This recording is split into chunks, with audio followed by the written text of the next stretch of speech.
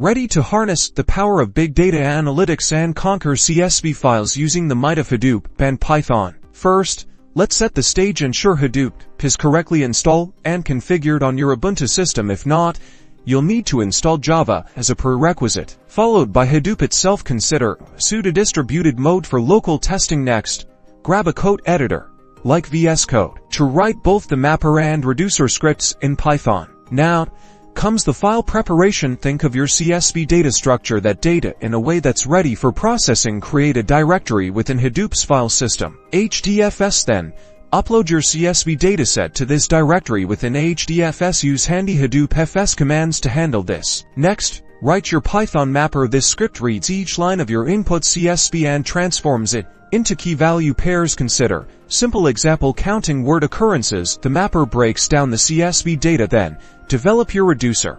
The reducer aggregates the process pairs, ready to aggregate similar keys to derive insights. The reducer receives the output from the mapper and performs calculations. Finally, prepare a driver program to orchestrate the entire MapReduce process, specifying the input, output, mapper, and reducer scripts. With those scripts, we're set for its execution. Package all your Python files into a single executable. Use the command to submit your MapReduce job to the installed Hadoop cluster. Specify the mapper, reducer, jar package, input, and output paths. Monitor your job's progress through the Hadoop web interface or command line tools.